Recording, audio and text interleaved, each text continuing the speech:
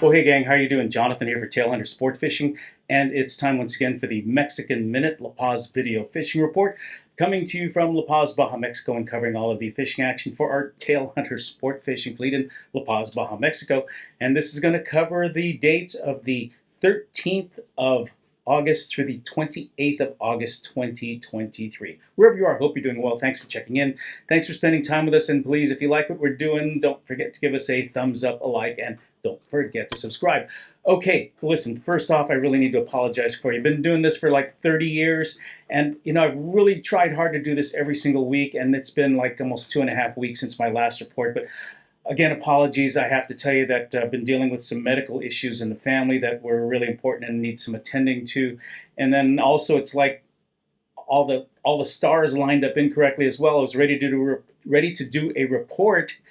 I accidentally pressed delete and deleted the few photos that I did have to show you this week. So this is going to be kind of a very bare bones scarecrow skeleton type of fishing report, but I know everybody's been waiting for them. I'm getting reports, or I'm getting not complaints, but I'm getting emails from folks wondering what's going on. Am I okay? Are we still in business?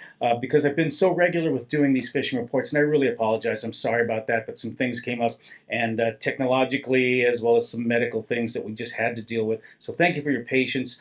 But to be perfectly honest with you, you haven't missed a whole lot. If you've been listening to the fishing reports for the last couple, well, maybe 2 months, this whole summer, this whole year, it's a weird year. What can I tell you?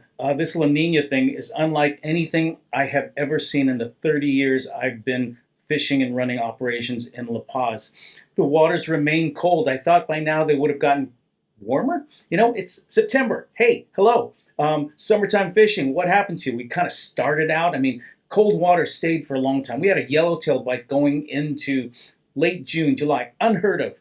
Cold water fish biting into late June, July. Unheard of. And then things started warming up. We started getting some dorado, a couple tuna. The marlin started biting really nicely. Roosterfish kind of hung around.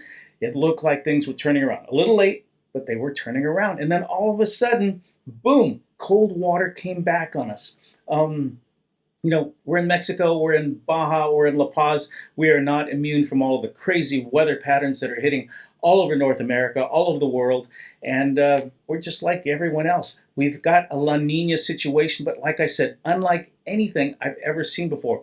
We had, there were storms that occurred on the East Coast that pushed weather conditions over to the West Coast on the Pacific side where we are, affecting currents, affecting winds. We've had rougher waters than normal. All of a sudden, we've got waves that weren't supposed to be there. We've got winds that suddenly show up that aren't supposed to be there. It's brought up cold water, and that's been the big play. Cold green water. We're supposed to have blue water that's running like 80 to 85 degrees this time of the year, full of dorado and tuna and marlin, roosterfish and wahoo and all of the blue water pelagic species.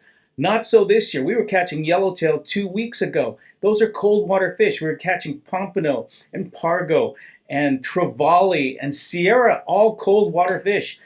Very, very few dorado. No warm water, very few warm water fish, I should say. And the problem is this cold green water has moved in, and it moves around. It's not always in one spot where we can go, well, cold, green, ugly water. We're not going to fish here. We're going to go somewhere else. We've had to look for the blue water. And it's not to say it doesn't exist, but some days it's close, some days it's over here, some days it's over there. What's blue today is suddenly green the next day. Waters are really, really turned over, and I think the fish are about as confused as we are. They're not sure if they're supposed to be biting, if they're supposed to be hibernating, if they're supposed to have migrated somewhere else.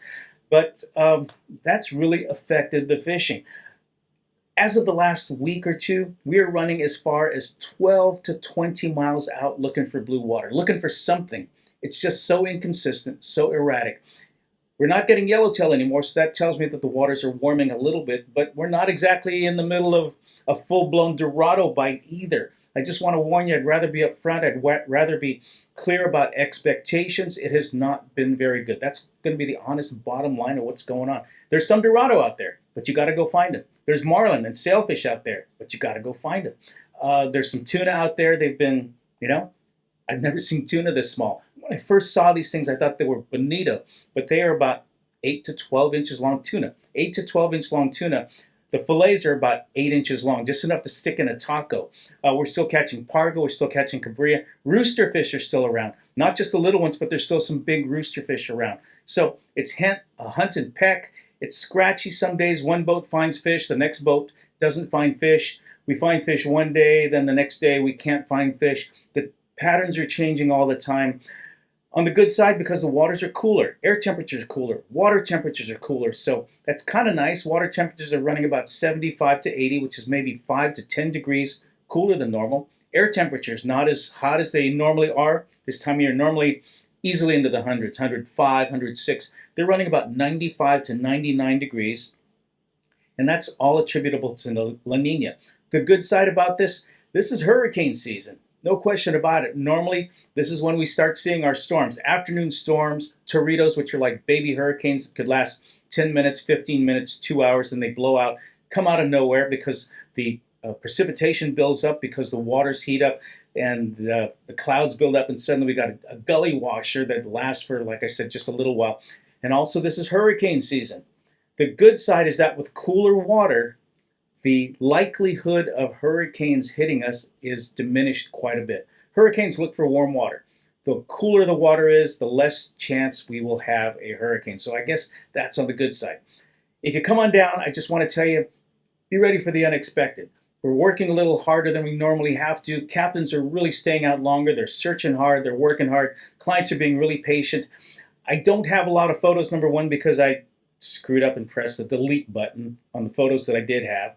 And then the other thing is that, folks aren't taking pictures of no fish. They're not going to take a picture of a 12-inch tuna. They're not going to take a picture of a 4-pound Dorado either. So I did not have a lot of photos to share with you. So anyway, that's a quick wrap on what's going on. I know you've been waiting for them. I really, once again, apologize that it's taken so long. I will be better. We've got a lot of folks coming down in the next couple of weeks. In fact, I think this week I've got like 50 or 60 people fishing this week. A lot of our regulars. Looking forward to having you down.